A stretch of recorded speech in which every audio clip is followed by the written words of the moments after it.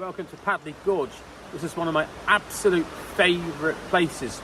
Try and get here once a year if I can, maybe a bit more. I aspire to, but it never quite works out. It's been just over a year since I was last here, and I've even got footage, film, photography saved on the phone from the 7th of October last year to include in this video, which I've been planning to make all that time. So I've just found an underground culvert, nice view. I've frozen my feet off in the process, well not quite, but boy is it painfully cold, so I took the shoes off, wade out to there and get the shots. I'm just dropping in now. I've really needed to get out into nature by myself for some Waldeinsamkeit, as is the German word, some aloneness in the forest. Does wonders for my brain. Not being with somebody else physically, my brain is freed up to be me. I'm not wiring into what others are thinking, feeling, being concerned for them in any way, shape or form in this moment in my immediate sort of connected context. Just me, nature, photography, trees, fungi.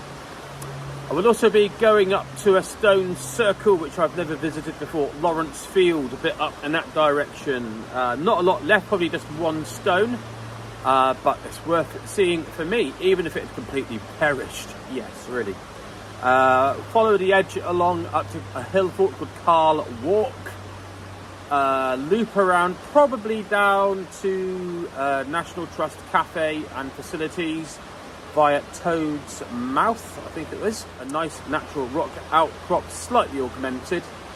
And then drop back down to Padley Gorge for late afternoon sunshine, I hope, and probably into darkness.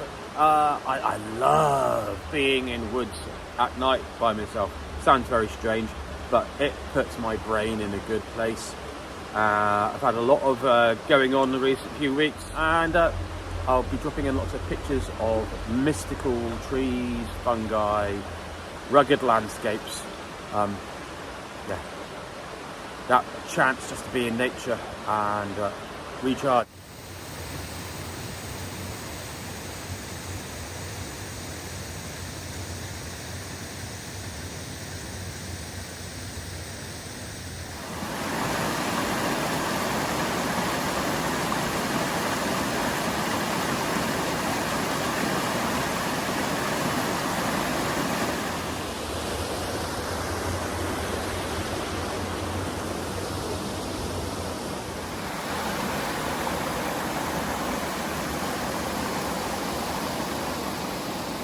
Okay, I'm edging my way up the west side of the gorge now, distracted by the culvert, which I found some pictures of last night and had to find, and some really good vibes, nice echoes and the roar of the water in there.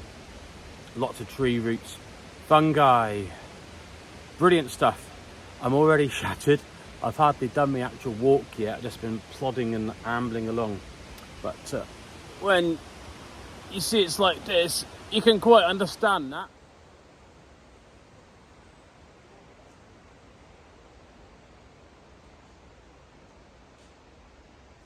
Well, hello! Just had my lunch at Wark, Hillfort, and that's exactly where I am now. It's gotten a bit blowy. I think I'm out of the wind enough to not blow on the mic, and that's why my hair's a bit of a mess, because I've had my head covering on because it has been blowy and a bit chilly.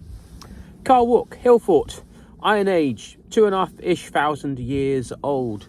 A defensive rampart layering of stones on the northwest side. Always an interesting contemplation. There's a number of basins around the fort as well. Some just like natural appearing cups, hollows in the stones, maybe slightly augmented. But some other really nice worked basins collecting water. I'd love to know the age on those. So this sits what feels right out in the middle of nowhere now, but obviously for it to have been a hill fort, it would have once been a centre of population. Appearance of some kind, perhaps of ramparts on the south side or augmenting natural ditches and features. It does sit on an outcrop in a bowl in the landscape. Higgett Tor to the north. If you've seen The Princess Bride, in one of the scenes where Prince Humperdinck is pursuing the man in black, Carl Wark does appear in the background, as does Higger Tor. Interestingly, is that also you've got Ian Moor to the southwest. If you go to one of the Ian Moor stone circles on Midsummer's morning and a day or two either side of it, you will see the sun appear, dink, and a chink on the southernmost edge of Higger Tor. Literally, it will appear in that little bit. Suggests and a deliberate alignment. All very interesting. On the way up here, I called at Lawrence Field to try to get to grips with the Lawrence Field Stone Circle. I used the OS map and walked to the centre of where it would indicate the Lawrence Field Stone Circle to be. Ooh, there is one very possible standing stone of the stone circle there. There was something that might have appeared to be a kist just to the south east of that, on the other side of the path. The stone which most people seem to post online as the part of the stone circle is actually some distance from the marking of the stone circle on the map, but appears to be more convincing than any others. So Lawrence Field Stone Circle, I think it's pretty much pick your own stone circle. It's very hard to make out. While you're at Lawrence Field, another interesting thing is a balanced rock on the outcrop near Owler Tor, and an incredible birch tree. It must be of some age. The girth on it is incredible. I went and spent a few minutes sitting underneath it. Really beautiful tree. I am really tired. My energy hasn't really recharged very well overnight, and I'm at the furthest point from Grindleford Station now, so I'm going to go down to Toad's Mouth, look at the rock outcrop there, and then probably on to the National Trust place, see if they're open, if they've got a cup of tea or a cup of coffee to succour me and comfort me and gird up my loins for my descent back to Padley Gorge and killing time there.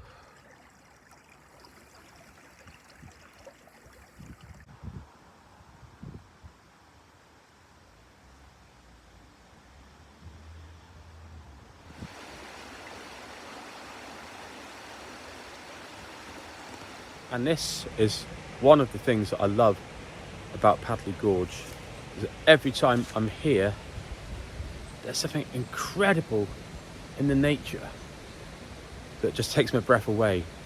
I've come further up the gorge than I have before, and the trees have a different vibe, more tangled, much more kind of Tim Burton film, or if you like, maybe Fangorn or Mirkwood, but it's just amazing, it's breathtaking.